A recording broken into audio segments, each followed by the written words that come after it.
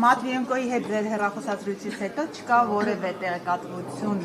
պաշտոնական արարողակարգից բացի, թե ինչ է քննարկել, արդյոք հայ-ռուսական հարաբերություններում վերջին, այսպես կնճիռներից եք խոսել, վերջին խնդիրներից եք խոսել, այսինքն ԵԱՏՄ-ԵՄ այդ երկընտրանքը, որ մեզ առաջարկել է, այդ թեման կրկին ձեր հետ զրույցում խոսվել է, թե ոչ։ Արդյոք վերջնագիր է ներկայացել։ Լսեք, իմ գործընկերոջ ծննդյան կապակցությամբ հայ զանգը եւ ես պետք է ասեմ, որ ամենալավ եւ հարգալից հարաբերություններ ունեմ Դաշնային խորհրդի ղեկավարի հետ եւ մենք խոսում ենք բաց, մշտապես խոսում ենք ուղիղ, երկստեք հարգանքի տրամաբանության մեջ եւ հիմնական խոսակցությունը եղել է անձնական եւ ծննդյան կապակցությամբ զանգը այդ կապակցությամբ ա եղել։ Ենթադրում եմ, որ Ստամբուլում մի քանի օրից ես մեկնում եմ Ստամբուլ, ինքը նույնպես այնտեղ լինելու է։ Ենթադրում եմ, որ այնտեղ կշփվենք, ոչ թե պաշտոնական հանդիպման մասին է խոսքը, ենթադրում եմ այնտեղ կշփվենք, բայց IPU 152-րդ համաժողովն է, որը տեղի է ունենալու Ստամբուլում եւ բազմաթիվ խորհրդարանների ղեկավարներ են այնտեղ լինելու, նախատեսված հանդիպում կա այս պայդրությամբ երկու գործընկերոջ հետ մի խոսքով Ադրբեջան եւ Վրաստանի գործընկերների հետ հանդիպում նախատեսվում, այո։ Վերադարձեք Ռուսաստանին, այո։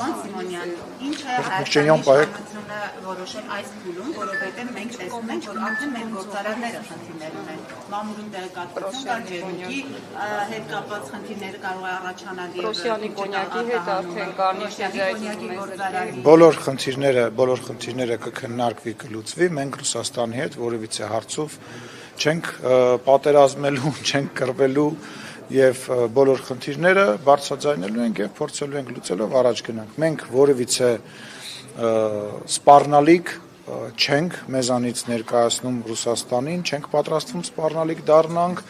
եւ նման մտադրություն չկա, ինչ որ հարցեր կան, այդ հարցերը բոլոր երկրների մեջ գոյություն ունեն եւ մի պա բարձրանում են այդ հարցերը, շատանում են, քչանում են, մենք քաղաքական գործիչներս այդ հարցերը քննարկելու եւ լուծելու համար ենք։ Բայց կապ ունի պարոն Սիմոնյան, ձեր կարծիքով։ Հերթով բոլորի հարցերին բոլորի հարցերը վերջացնեն, էլի։ Ընդդիմով է Ռուսաստանի պաշտոնյաները մոտենում Հայաստանի այսպիսի դիրքորոշման։ Օրինակ մենք կարող ենք այնքան մնալ ԵԱՏՄ-ում, ինչքան կարող ենք։ Այդ դրա ընդդիմով են մոտենում։ Լսեք, երբ որ ըմբռնումով չմոտենանք, խոսենք դրա մասին, հիմա ինչ եք։ Հիմա փաստացի արդեն ինչքան ժամանակ է մենք միևնույն ժամանակ փորձում ենք համատեղել։ Իսկ այն ժամանակ, երբ որ Սերժ Սարգսյանը 2-3 տարի բանակցեց ասոցիացման համաձայնագիրը եւ մի գիշերվա մեջ sense թևից թափ տվեցին ու ինքը մտավ բանի մեջ, այդ ԵԱՏՄ-ի մեջ, համատեղեց, չէ, Մաքսայինի մեջ ներողություն եմ խնդրում, շնորհակալություն։ Ով այն զանգում Մաքսային միության մեջ ինչ որ բա համատեղեց, չէ, նաեւ ինչ որ փաստաթղթեր ստորագրվեց եւ ինչ որ լուծումներ գտնվեց։ Նաեւ տենց նմանատիպ փորձ էլի շատ կա։ Իսկ մի գիշերում ձեզ եք փոխեն դառնալ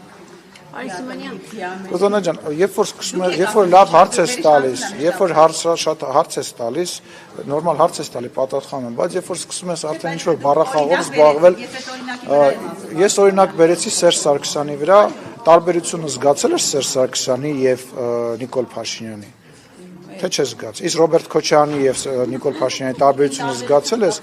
Օրինակ, եթե Նիկոլ Փաշինյանը չլեր, ձեզ մեծամասնությունը հիմա ինոագենտ կլինեին։ Օրինակ 2021 թվականին, եթե այլ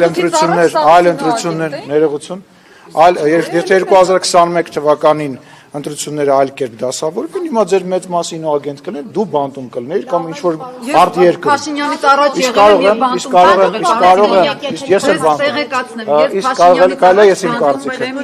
Իսկ կարող է քո ասուլիսն, արիստեղ կանգնի,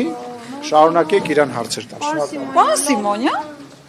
ինոագենտ եք ասում լրագրողներին, ի՞նչ է այդ նշանակ։ Փաշինյանից առաջ կյանք եղել է։